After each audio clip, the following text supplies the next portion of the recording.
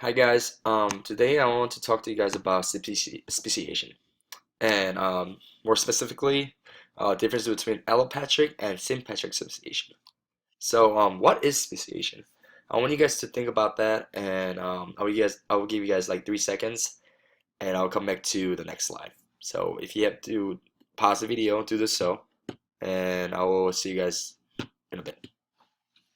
So, speciation is the evolutionary process by which reproductive isolated biological populations evolve to become two distinct or more distinct species.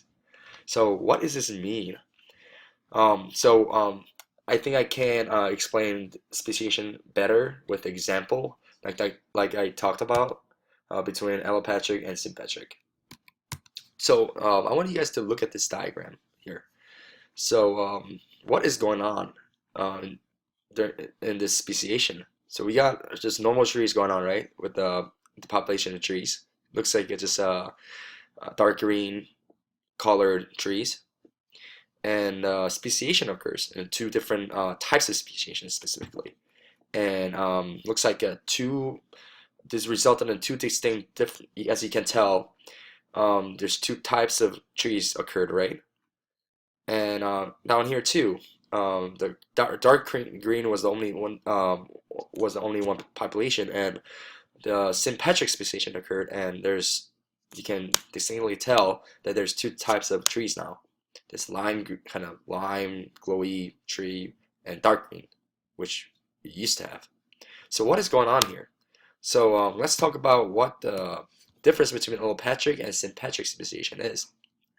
So allopatric speciation occurs when a population is isolated by physical or geographical barriers. The forces of populations adapt to its environment by mutation. By over time, two new species will rise. So this is actually most common speciation out of two. So sympatric speciation is a form of two or more species from a single ancestral species occupying within the same geological location. Usually occurs through a polyploidy,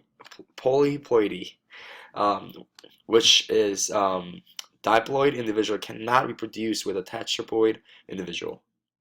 This is kind of tricky situation or tricky concept to understand because it has to do with genetics, right? So I can come back to it to explain more distinctly when I'm explaining the mechanism through the diagram we talked about earlier with the trees. So this is rare and occurs very commonly for plants. So, so first, let's talk about allopatric.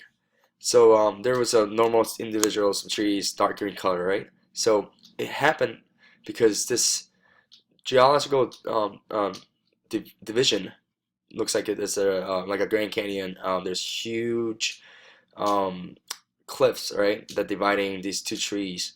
It looks like there's a water streams coming down too. So there is no way for these this individual trees to um, you know become if I were to chop this in a half, there's no way these two types of trees can reproduce anymore. So to the sake of natural selection and to reproduce diversely, these trees has to evolve to get used to this new environment that they're in by themselves.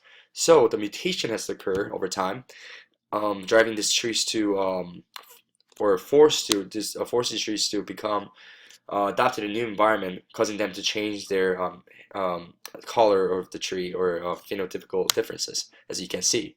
So that's what the allopatric speciation is.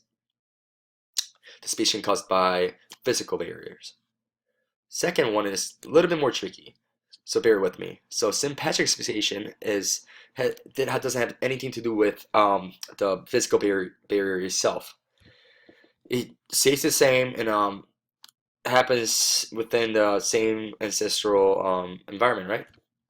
So how does speciation occur? It occurs by, like I said, polyploidy. It's when the diploid individuals cannot mate or reproduce with the tetraploid ploidy diploid individuals.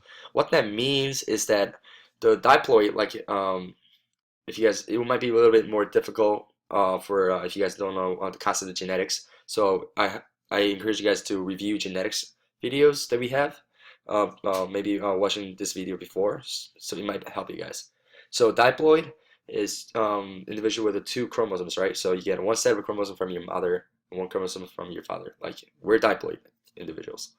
So some individuals are not going to be like that. So like for example, this tree was able to was not able to undergo uh, um, or and reproduce because a lot of individuals were diploid and some individuals were tetraploid. So causing them to reproduce in different phenotypic traits and over time. So that is what's happening, and it's very rare because and it's commonly seen in plants because, for example, like strawberries, is octoploid, which means they have 8 sets of a chromosome. So they're very rare kind of plants when in their seeding and fertilization, where sympatric speciation is very more common for them. So for animals, very unlikely. So I hope this slides helped, or this presentation helped. And like again, you guys can are more than welcome to contact me or email me with more questions about the speciation. And good luck studying.